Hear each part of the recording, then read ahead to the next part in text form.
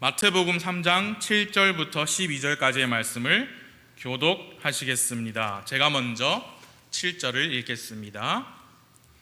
그러나 바리새인들과 사두개인들 중에 많은 자들이 자기에게 침례를 받으러 오는 것을 그가 보고 그들에게 이르되 오 독사의 세대야, 누가 너희에게 경고하여 다가오는 진노를 피하게 하더냐.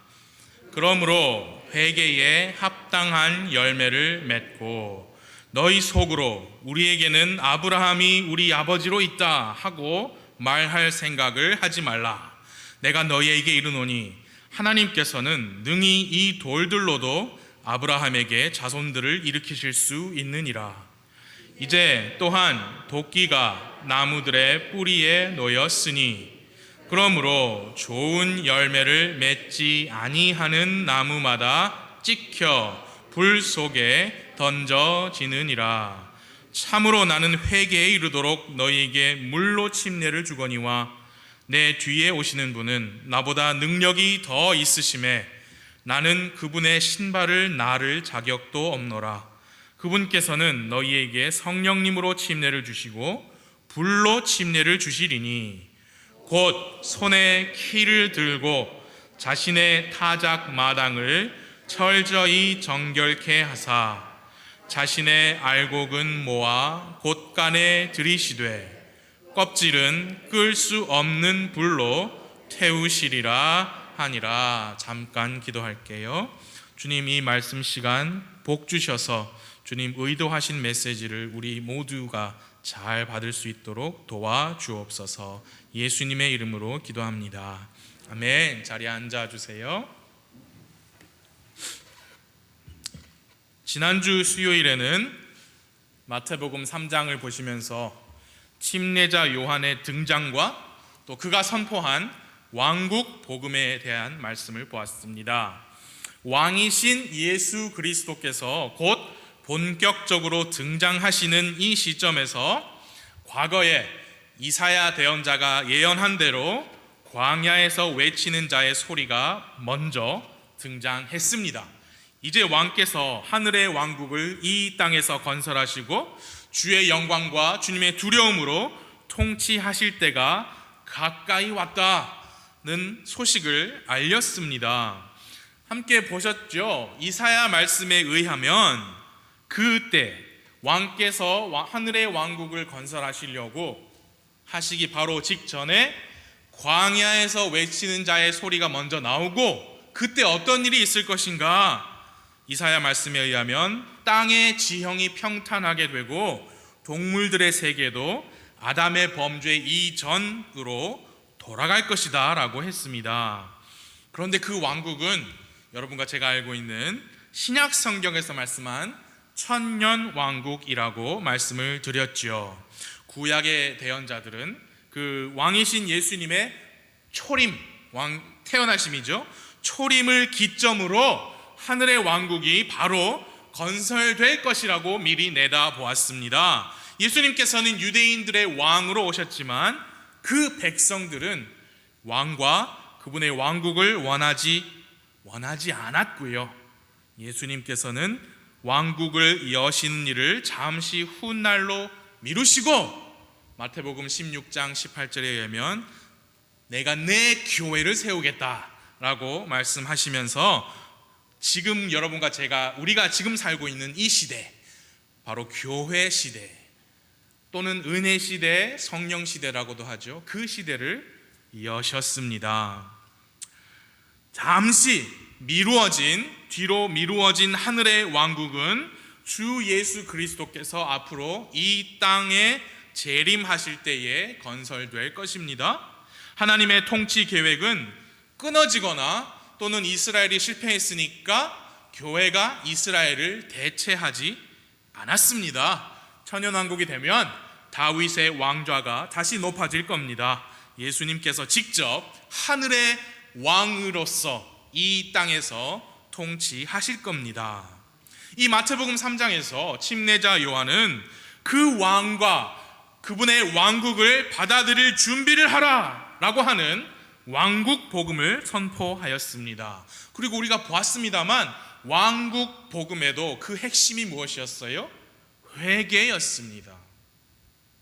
왕을 받아들이고 하늘의 왕국에 합당한 백성이 되기 위해서 백성들은 자기 죄들로부터 회개해야만 했습니다. 이 사람들은 유대인들이었다라고 말씀을 드렸죠. 그들은 구약 성경의 말씀을 배경 지식으로 가진 사람들이었기에 많은 사람들이 침례자 요한의 왕국 복음 선포를 듣고 이해를 했을 거예요. 그리고 우리가 3장 5절과 6절에서 보시면 실제로 많은 사람들이 많은 지역에서부터 나와서 침례자 요한에게 와서 죄들을 자백하며 침례를 받았다. 5절과 6절을 보아주십시오. 3장 5절. 그때에 예루살렘과 온 유대와 요르단 사방의 온 지역이 그에게 나가 자기 죄들을 자백하며 요르단 속에서 그에게 침례를 받더라. 이 시점에서 그 말씀을 보면서 저는 예전부터 이런 질문이 있었어요. 지금 요르단 강이죠. 침례자 요한에게 가서 자기 죄들을 자백하고 침례를 받는단 말이죠, 사람들이. 그럼 이 사람들이 구원을 받은 사람들이라고 우리가 볼 수 있는가? 여러분, 그런 궁금점이 안 생기세요? 저는 옛날부터 생겼어요. 이 사람들 구원 받은 사람들 맞는가? 자, 두 가지 질문으로 제가 정리를 해봤습니다. 첫 번째 질문은 침례가 그 핵심이에요. 이분들의 침례가 오늘날 여러분과 제가 받은 침례와 동일한 것인가? 저는 아니라고 생각해요. 왜냐? 그 핵심이 지금 침례라 그랬죠. 여러분과 저는 은혜의 복음을 듣고 믿어서 구원을 받았고 그 간증으로, 증표로 침례를 받았습니다. 침례는 예수 그리스도의 죽음, 장사, 부활을 보여주는 상징이죠.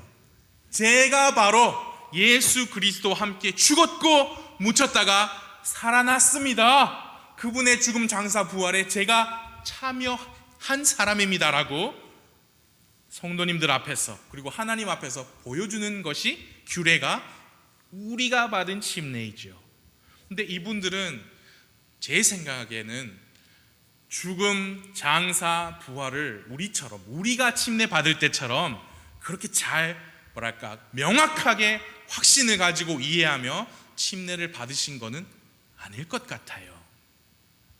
그러나 이분들의 침례도 지금 이 시점, 마태복음 3장 시점에서 볼 때 앞으로 예수 그리스도께서 저들을 위하여 죽으시고 묻히셨다가 다시 부활하실 그것을 보여주는 것이 맞기는 맞지요. 그걸 보여주는 것은 구약시대부터 계속 이어져 왔지요. 그 어린 양 1년에 한 번씩 죽은 그 동물, 속죄일날 대제사장이 들어가서 피를 뿌렸던 그 모든 것이 십자가를 가리키는 예표였던 것이 맞지요. 그러나 이 침례 받은 사람들의 입장에서 제가 아무리 생각해도 이분들은 뭘 가지고 무슨 생각을 하시면서 이 침례를 받으셨을까? 우리가 다는 알 수 없지만 확신할 수 있는 건 이겁니다. 지금 왕국 복음을 선포했어요. 그리고 왕국 복음을 듣고 반응한 사람들이 어떻게 반응했냐면 실제 자신의 죄를 자백했어요. 그 말은 회개했다는 거예요. 그리고 침례를 받았습니다. 그 왕국 복음, 즉 예수 그리스도께서 나의 왕이십니다 라고 받아들인 사람이 침례를 받은 것만은 확실하다고 우리가 알 수 있습니다. 또 제가 가진 질문이 이거였어요. 이분들이 구원을 받은 분이다 라고 우리가 생각할 수 있느냐? 성경에 그 답을 주는 한 사람이 있습니다. 함께 펴보겠어요. 사도행전 18장 24절을 우리 함께 찾아보겠습니다. 지금 침례자 요한에게 나와서 죄를 자백하고 침례를 받은 이 사람들을 구원받은 사람들이라고 우리가 생각을 해도 되겠느냐, 그 얘기를 하고 있는 겁니다.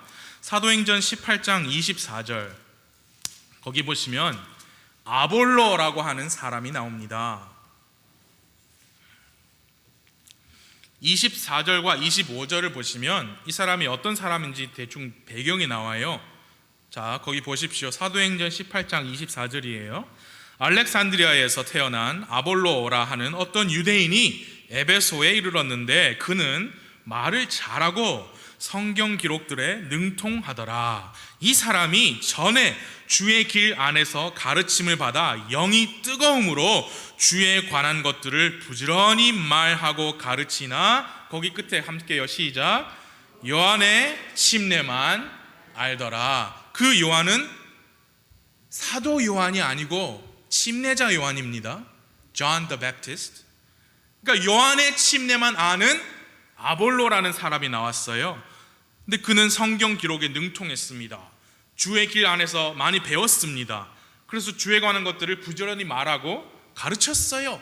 그런데 침례자 요한의 침례만 아는 사람이죠. 그래서 26절을 보십시오. 누구를 만납니다.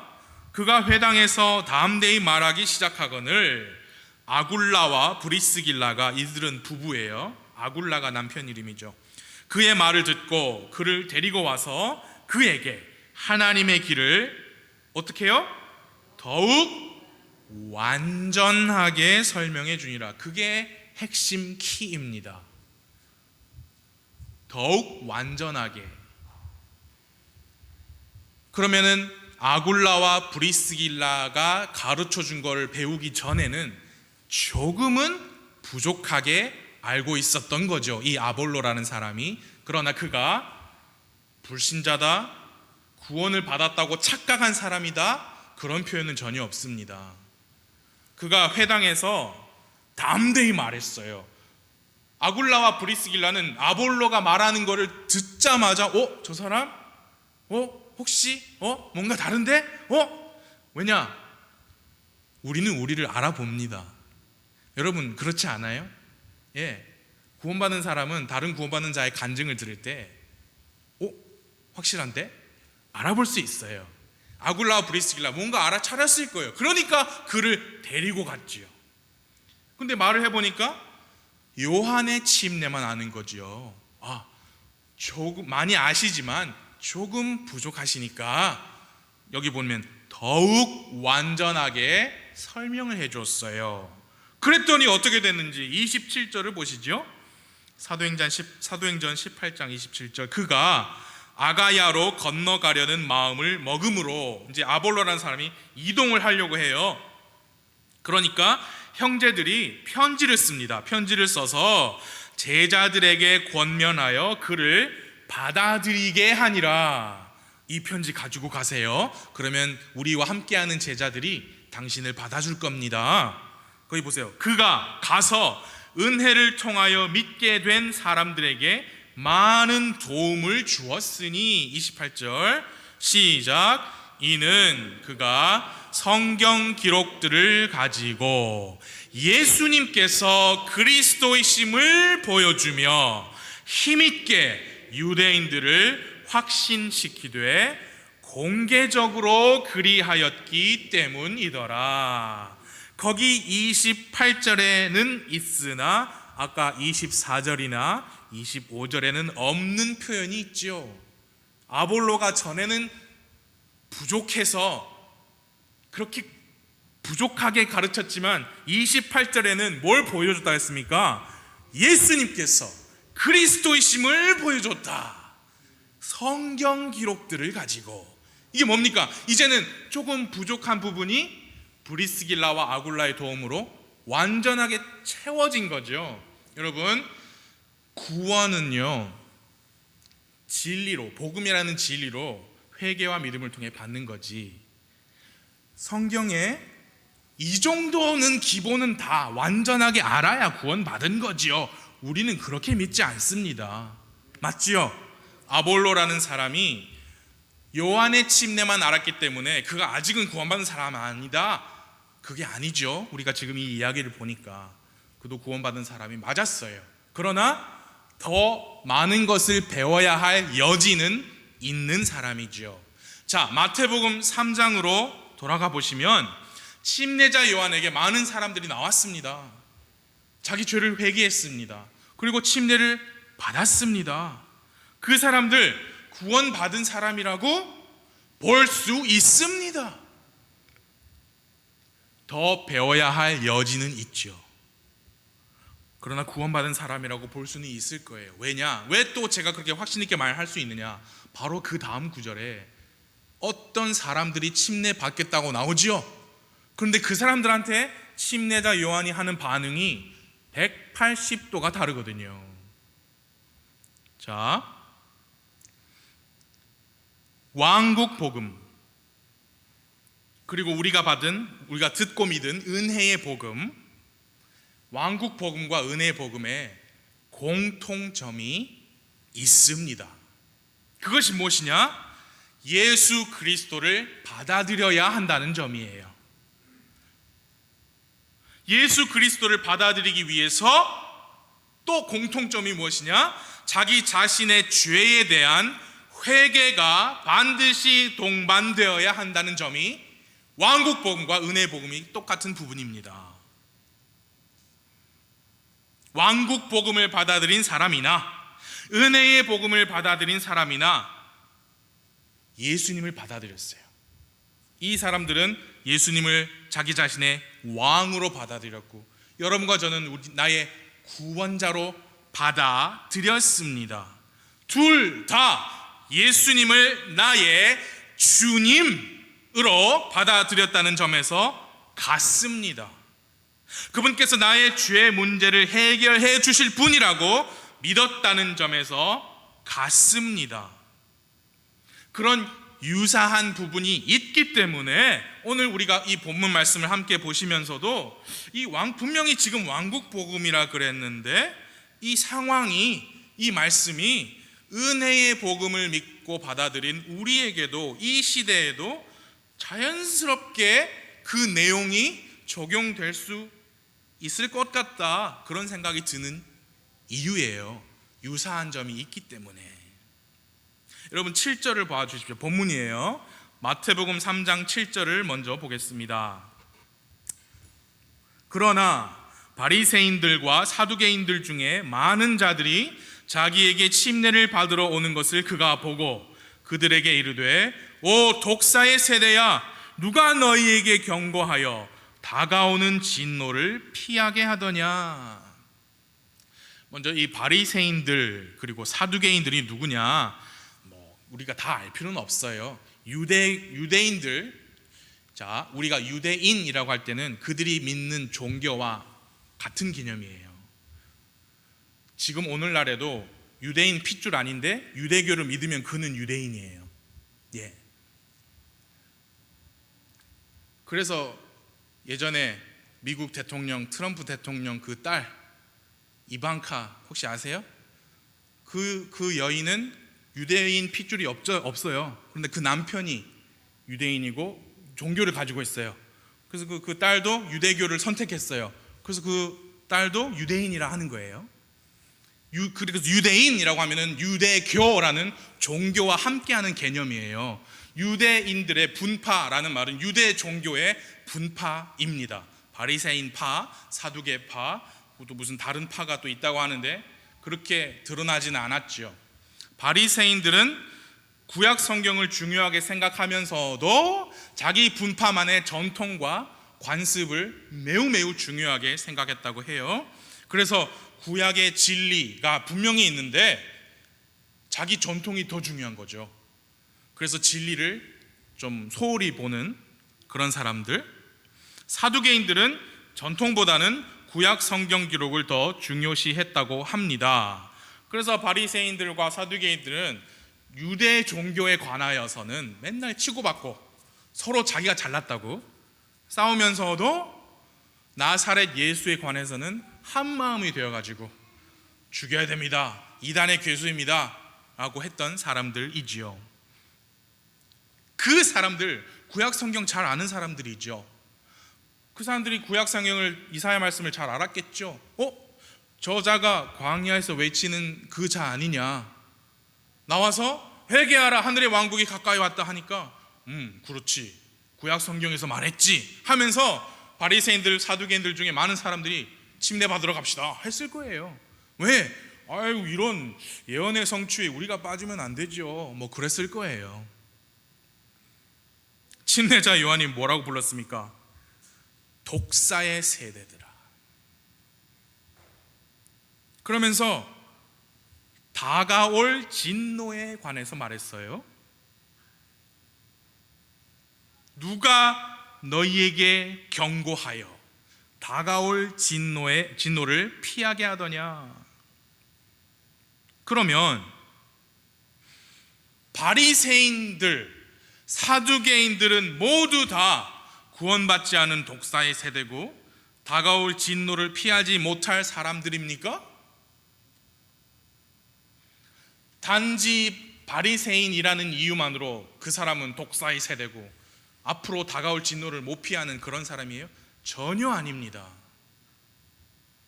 침례자 요한의 말을 보면 알 수 있어요. 이 사람들에게도 지금 이 침례자 요한이 정죄하는 게 아니에요. 경고를 하는 거죠. 8절 9절 시작. 그러므로 회개에 합당한 열매를 맺고 너희 속으로 우리에게는 아브라함이 우리 아버지로 있다 하고 말할 생각을 하지 말라. 내가 너희에게 능히 이 돌들로도 아브라함에게 자손들을 일으키실 수 있느니라. 그러니까 그 말씀을 보면 우리가 침례자 요한이 왜 이 사람들을 독사의 세대라고 불렀는지 알 수 있죠. 그들이 단지 바리새인이고 사두개인이어서 그랬던 게 아니고 그들에게는 합당한 회개가 없었기 때문입니다. 회개도 없으면서 우리 침례 받으러 갑시다 그러고 오니까 예라이 하면서 독사의 세대들이야, 강력하게 말한 거죠. 침례자 요한은 자기 죄를 회개하는 자들에게만 침례를 주었습니다. 바리새인들과 이 사두개인들을 침례 받으러 갑시다 하면서 회개할, 자기의 죄에 대해서 회개할 필요를 전혀 느끼지 못했을 거예요. 자기가 가진 이 죄 문제라는 것을 문제라고조차도 보지 않았을 겁니다. 왜냐? 그들은 믿는 백이 하나 있거든요. 침례자 요한이 그걸 전곡을 찔러 말했지요. 우리 조상이 누군데? 그 먼 옛날 여호와 하나님께서 직접 나타내셔서 하늘의 별들을 보아라, 바다의 모래들을 보아라, 너의 자손들이 그렇게 많이 불어날 거다. 내가 너의 자손에게 복을 주어서 그들이 복을 받고 그들로 인하여 다른 많은 사람들이 복을 받을 거다라고 언약을 주신 분이 우리 조상인데 하면서, 그렇죠? 그러니까 그거를 의지하고 자기 죄의 문제는 문제로 인식도 안 한 거죠. 그러니까 회개를 할 필요조차 없었을 겁니다. 사랑하는 여러분, 죄인이 구원을 받기 위해서 그는 회개해야 합니다. 구원을 위한 회개와 믿음. 자, 구원을 위한 회개와 믿음은 동전의 양면같이 뗄 수 없습니다. 죄의 문제를 자기가 인식해야 그 문제를 해결해 주실 수 있는 구원자를 찾게 되는 거예요. 죄인으로서 자기의 상태를 직시하고 이제 인생의 방향을 구원자 예수님께로 돌이켜야 합니다. 회개란 돌이킴이다. 우리가 잘 배웠지요? 뭐 돌이킴 뭐예요? 유턴이에요. 유턴. 완전히 다른 방향으로. 어떤 길에서요? 회개 없이 그냥 죄의 길에서 생명의 길로 돌이키는데 회개 없이 안 돌이킬 겁니다. 죄인이 내가 지금 이 죄의 길로 가고 있는데 이게 잘못된 길이구나 라는 회개가 없이 그가 왜 돌이켜요? 안 돌이킵니다. 근데 어디로 돌이켜요? 조상님한테요? 영원하는 무당한테요? 아니면 내가 내 주먹을 믿지? 아니면 우리 집안 전통이요? 부모님의 믿음이요? 죄인은 어디로 돌이켜야 구원을 받습니까? 오직 그 길로, the way, 그 길로 돌이켜야 합니다. The truth, 그 진리로 돌이켜야 합니다. The life, 그 생명으로 돌이켜야 합니다. 죄의 길에서 돌이키는 거예요. 그래서 회개라는 것은 무엇으로부터, from 이 있어야 하고 to 무엇에게로, 그 두 개가 전부 다 있는 게 구원을 위한 회개와 믿음이에요. 죄의 길로부터 구원자께로 회개하여 돌이키는 겁니다. 내가 이렇게 살면 안 되는구나, 이게 큰 문제구나. 그런데 이걸 이미 해결해 주신 분이 계시다니 내가 그분께 가겠다. 내가 곧 길이요 진리요 생명이니 나를 통하지 않고는 아무도 아버지께 오지 못하느니라 라고 말씀하신 예수 그리스도께로 돌이켜야 합니다. 예수님을 믿는 믿음이 없는 죄인은 그분께로 돌이키지 않을 거예요. 왜? 자기가 믿지도 않을 분에게 왜 돌이킵니까? 그러므로 죄인의 구원을 위한 회개와 믿음은 늘 붙어 있는 개념이에요. 은혜의 복음에도 왕국 복음에도 회개가 공통적으로 있어요. 바리새인들과 사두개인들에게는 회개가 없었습니다.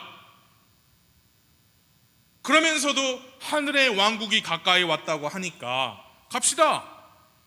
그럼 뭘 의지하고 하늘의 왕국 안으로 들어가길 바랐느냐? 자기 조상 아브라함이죠. 그 전통이죠. 그 핏줄이죠. 우리가 어떤 사람들인데 라고 하는 잘못된 믿음을 가졌던 거지요. 그래서 요한이 우리는 아브라함이 우리 조상이다 라고 말할 생각조차 말아라. 하나님께서 이 돌들로도, 너희가 아니라 이 돌들로도 아브라함에게 자손을 일으킬 수 있다. 그러면서 정말 강력하게 그냥 막 칼로 찌르듯이 말씀을 선포했죠. 왜 그랬을까요? 그들이 깨달으라고요. 그래서 이 강력한 선포는 저주가 아니죠. 너희들은 막 그냥 어차피 지옥 갈 사람들이야, 그게 아니죠. 듣고 깨달으라라는 강력한 권면이죠. 강력한 말씀 선포죠. 여러분, 오늘날 누구 목사님이 강단에서 독사의 자식들아 하면은 바로 잘릴 거예요. 그 정도로 큰 깨달음이 필요한 사람들이었기에 침례자 요한은 강력하게 말했죠. 왜냐? 침례자 요한도 그렇고 우리 주 하나님도 그렇고 누구나 깨닫고 회개하고 돌이켜서 주 예수 그리스도께로 오는 걸 원하시니까요. 진정한 회개가 있어야 진정한 거듭남이 있습니다. 여러분, 아무리 강조해도 지나치지 않아요. 근데 그 강조를 어떤 식으로 잘못하냐면 회개의 증표가 없으면 받아들이기 힘들다라고 자기가 구원자도 아닌데 판단을 해버리는 거예요. 진정한 회개의 증표가 무엇인지 우리가 이제 일반적인 개념으로 우리는 어떤 기대하는 바가 있지요. 회개하고 거듭난 사람이라면 어떻게 그렇게 할 수 있겠느냐, 어떤 일반적인 개념은 있겠지만 여러분, 그 증표를 가지고 와야 진정한 거듭남이다 라고 인정을 한다면, 여러분 자세히 들어주세요. 어느 때까지 그 회개의 증표를 유지해야 진정한 구원이 됩니까?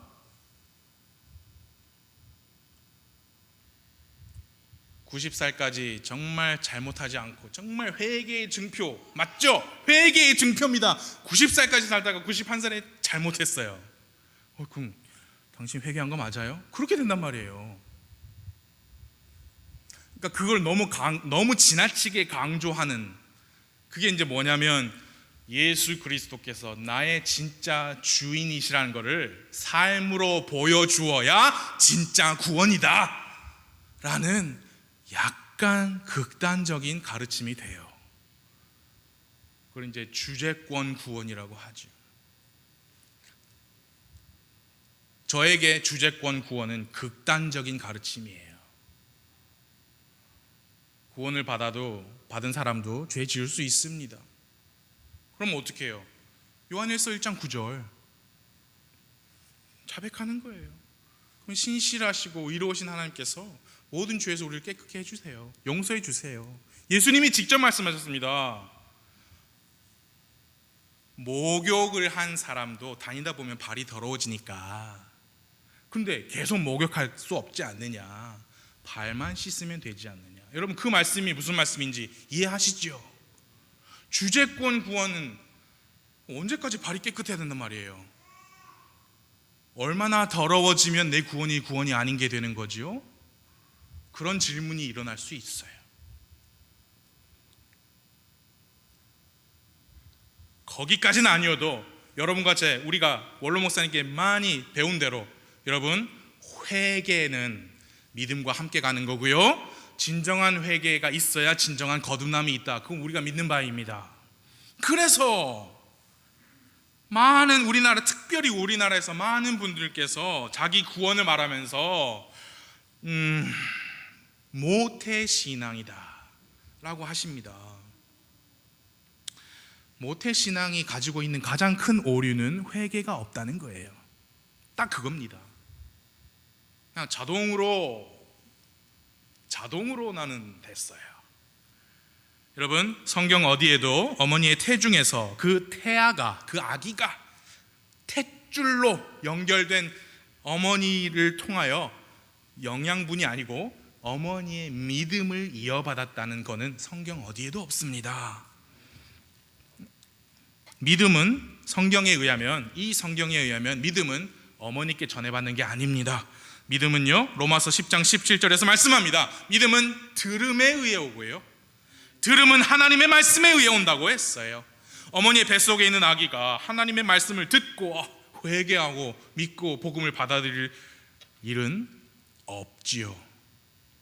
그 아기는 태어나야 합니다. 무럭무럭 커야 합니다. 그 아기가 선과 악을 분별할 수 있게 될 때, 그쯤에, 그 시점이 언제인지는 몰라요. 사람마다 달라요. 인생의 가능한 한 빠른 시점에, 이른 시점에 하나님의 말씀인 복음을 들어야 하고요, 그는 회개하고 믿음으로 구원을 받아야 합니다. 믿음은 어머니 탯줄로 오지 않고 들음에 의해 오기 때문이고, 들음은 말씀에 의해 오기 때문입니다. 그가 믿어서, 마음으로 믿어서 의에 이르고 입으로 시인하여 구원에 이른다라고 성경 기록이 말씀합니다. 미안하지만 성경에 모태신앙은 없어요. 제발 착각에서 벗어나야 합니다. 그런데 여러분, 이 말씀도 반면에 이 말씀도 드려야 합니다. 제가 드리고 넘어가야 해요.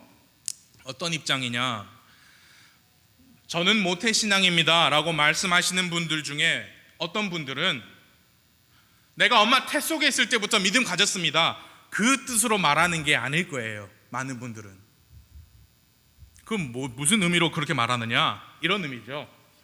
어려서부터 부모님 따라 교회 다녔고요, 어려서부터 복음을 계속 들었고요, 어려서부터 어느 시점인지는 기억은 잘 나지는 않지만 저는 그 복음 믿고 받아들였어요.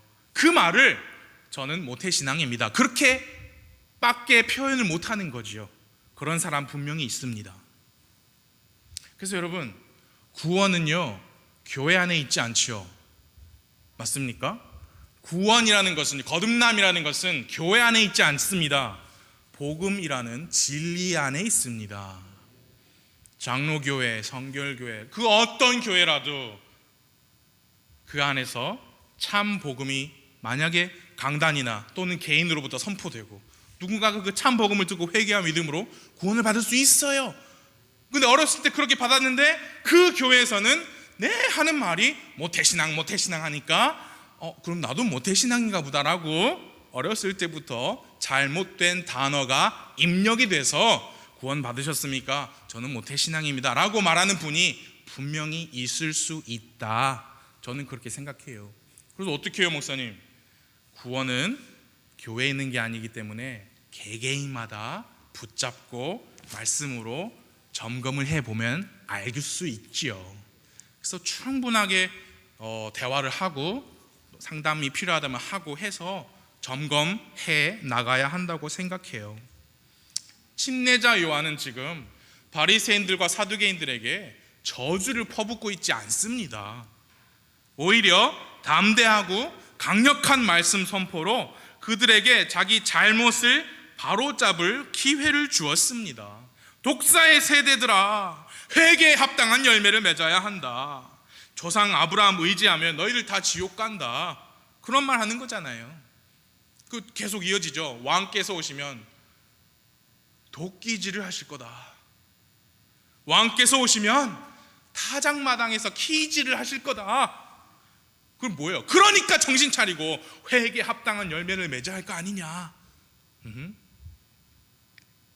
침례자 요한은 왕으로 오실 예수님께서 집행하실 심판에 관한 중요한 말을 했습니다.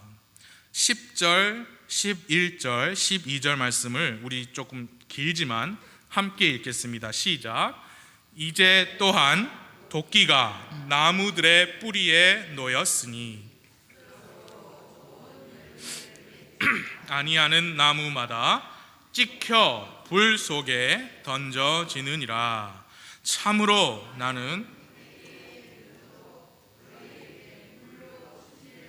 주거니와 내 뒤에 오시는 분은 나보다 능력이 더 있으심에 나는 그분의 신발을 나를 자격도 없노라.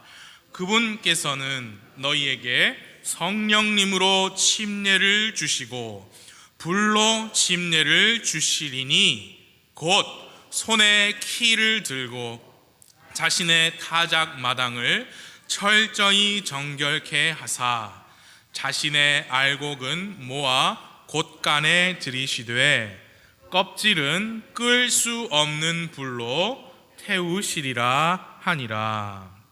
여러분 10절, 11절, 12절을 읽으셨는데요. 그 세 구절에 공통적으로 들어가 있는 똑같은 한 단어가 있습니다. 그게 뭘까요? 힌트, 한 글자입니다. 예, 불이에요, 불. 그 세 구절에 다 들어가 있습니다. 지금 그 세 구절이 무슨 내용이에요? 침례자 요한이 이렇게 말하고 있는 거죠. 지금 그 왕으로 오시는 분, 내 뒤에 오시는 그분께서 도끼질을 하실 거다. 그래서 좋은 열매를 맺지 아니하는 그런 나무 다 모으셔서 도끼질로 다 모으셔가지고 불 속에 던지실 거다.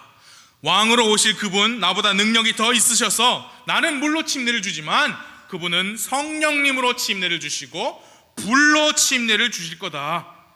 왕으로 오시는 그분은 손에 키를 들고 자신의 타작마당에서 키질을 하셔가지고 알곡은 모아서 곳간에 들이시고 껍질은 끌 수 없는 불로 태우실 거다. 지금 그 말을 하고 있죠. 침례자 요한 뒤에 오실 분이 예수님이십니다.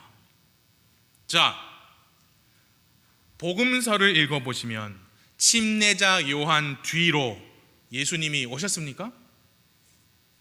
복음서를 읽어보시면 오셨어요? 오셨죠. 바로 거기 4장 넘어가기도 전에 예수님 오세요. 그래서 침례를 받으시죠. 예, 침례자 요한이 말씀했습니다. 내 뒤로 오신 분은 나보다 더 능력이 있으시다. 그분은 도끼질을 하실 것이고 키질을 하실 것이다. 그래서 열매 맺지 못하는 나무 그리고 키질 후에 그 꼭 껍질 모아서 불에 던지실 것이다. 열매를 맺는 나무 그리고 알곡들은 곳간으로 들어간다. 그분, 나는 물로 침례를 주지만 그분은 성령님으로 주시고 불로 침례를 주신다. 근데 예수님 오셨잖아요. 질문입니다. 예수님께서 오셨어요. 당시에 그 땅에. 그런데 그때 도끼질하고 키질 하셨습니까? 안 하셨어요. 안 하셨어요. 아직 우리가 살고 있는 이 시대 포함해서 아직 도끼질과 키질 안 하셨습니다. 자, 7절로 다시 잠깐 올라가셔서 7절 맨 마지막 부분에 거기 보시면 누가 너희에게 경고하여, 거기 뭐가 옵니까? 다가오는 진노를 피하게 하더냐. 침례자 요한이 당시에 말한 거예요. 1세기 때 예수님 바로 지금 곧 있으면 예수님 등판하시는데 그때 다가올 진노를 선포했어요. 그 다가올 진노가 바로 도끼질과 키질이에요. 그러나 여러분 방금 대답하신 대로 아직 도끼질, 키질 안 하셨죠? 그러면 그 진노는 아직 왔습니까? 안 왔습니까? 안 왔습니다. 맞죠? 그 다가올 진노가 심판이에요. 심판인데 아까 그 세 구절에 다 들어가 있는 한 글자 뭐였어요? 그래서 그 다가올 진노는 불심판이에요.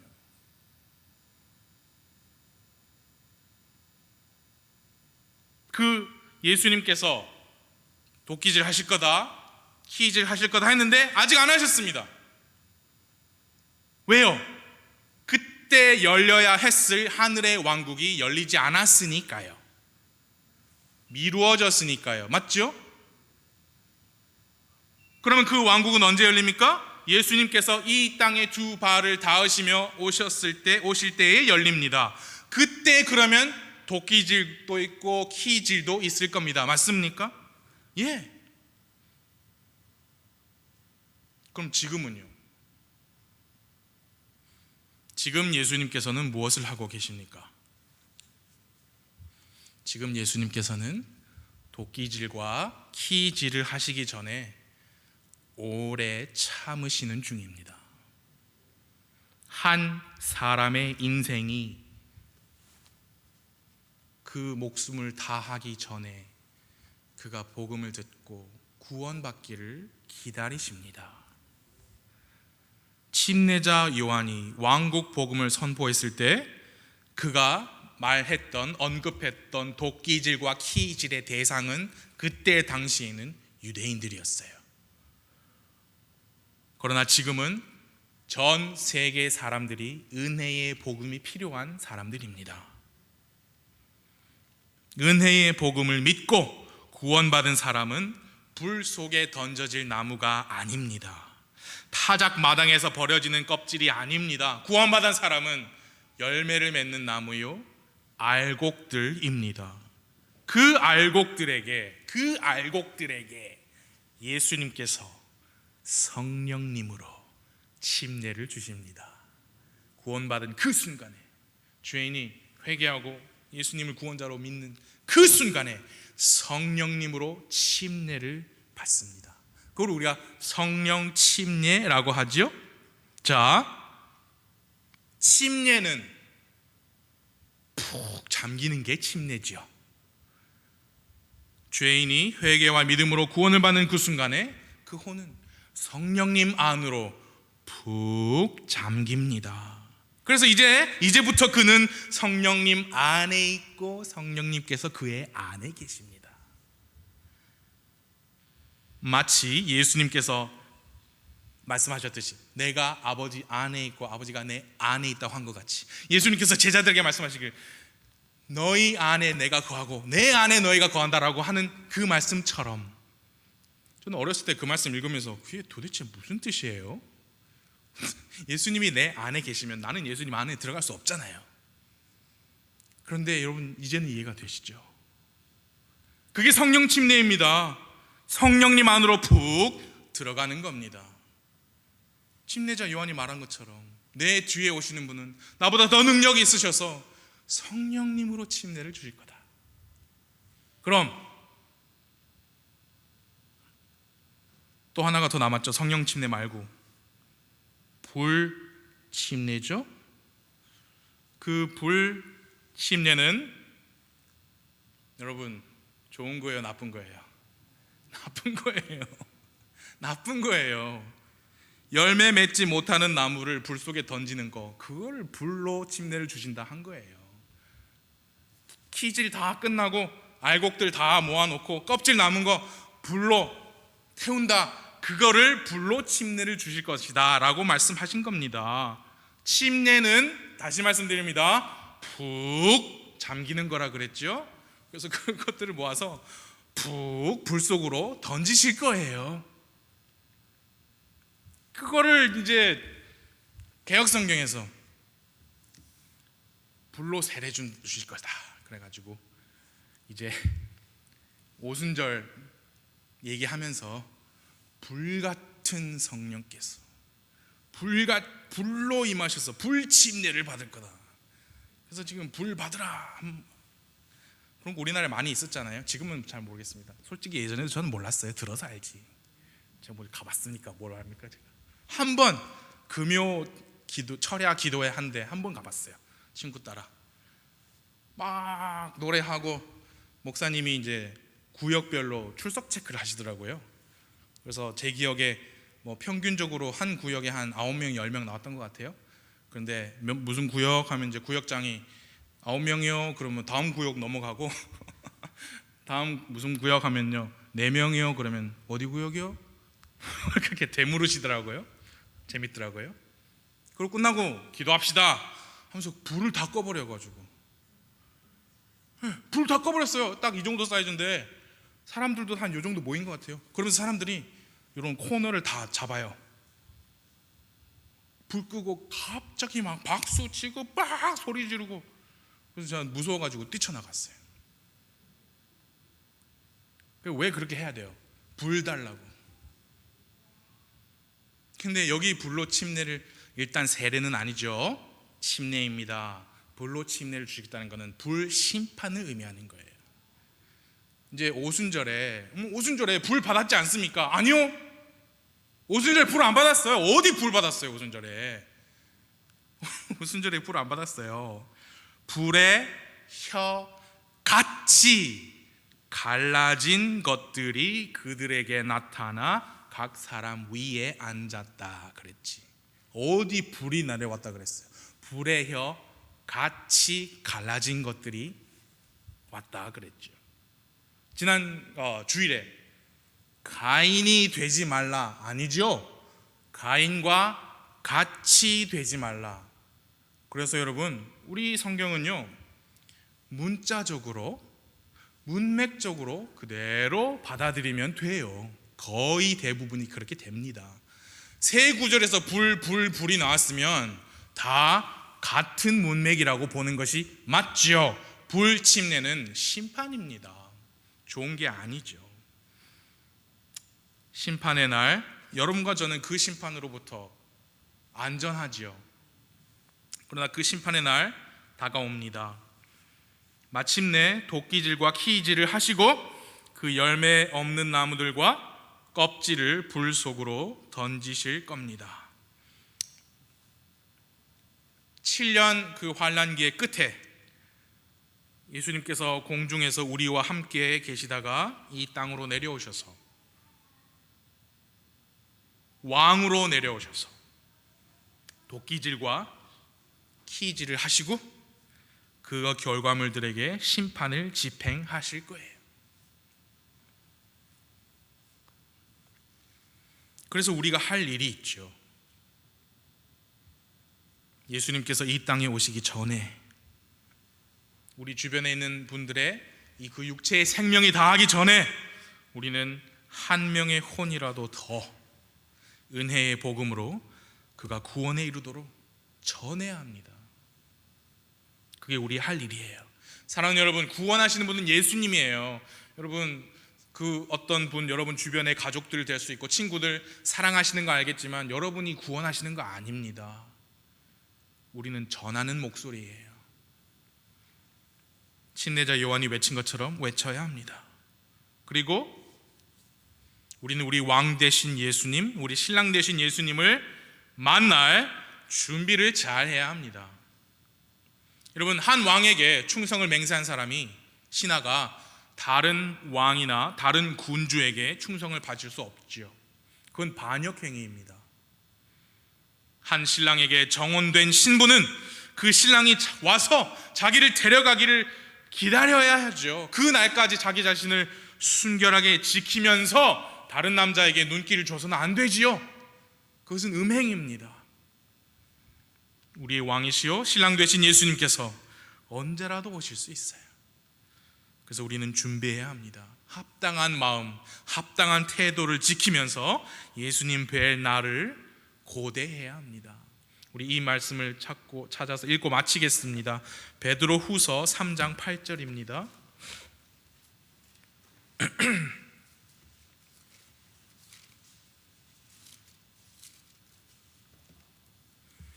베드로 후서 3장 8절. 제가 8절부터 10절까지 읽고요. 11, 12, 13, 14 함께 읽겠습니다. 제가 8, 9, 10을 먼저 읽게요. 그러나 사랑하는 자들아, 주께는 하루가 1000년 같고 1000년이 하루 같다는 이 한 가지 사실에 대하여 무지한 자가 되지 말라. 주께서는 자신의 약속에 대해 어떤 사람들이 더디다라고 생각하는 것 같이 더디지 아니하시며 오직 우리를 향하여 오래 참으사 아무도 멸망하지 아니하고 모두 회개에 이르기를 원하시느니라. 그러나 주의 날이 밤에 도둑같이 오리니 그날에는 하늘들이 큰 소리와 함께 사라지고 원소들이 뜨거운 열에 녹으며 땅과 그 안에 있는 일들도 불태워지리라. 11절 같이 시작.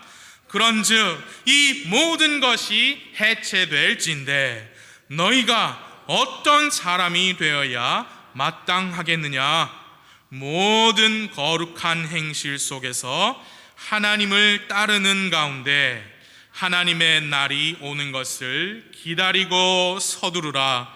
그 날에 하늘들이 불이 붙어 해체되고 원소들도 뜨거운 열로 녹으려니와 그럼에도 불구하고 우리는 그분의 약속에 따라 의가 거하는 새 하늘들과 새 땅을 기다리는도다.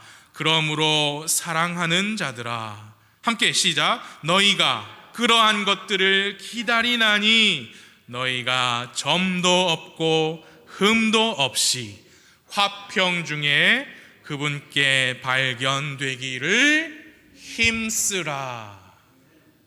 가만히 살다가 예수님 오시면 들림 받을 거니까 아무 걱정 말아라, 그 말씀이 아니죠.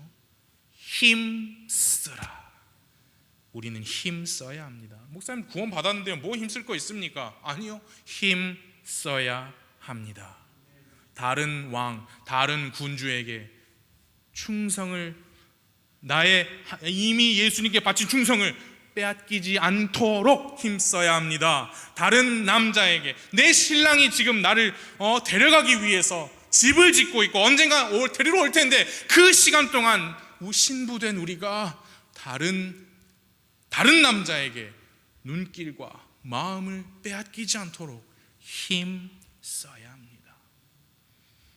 하나님께서 예수님께 아들아 오늘이다 라고 하셔서 예수님 공중에 오셨을 때 점도 없고 흠도 없이 화평 중에 예수님 만나게 되기를 간절히 기도합니다. 함께 기도하시겠습니다.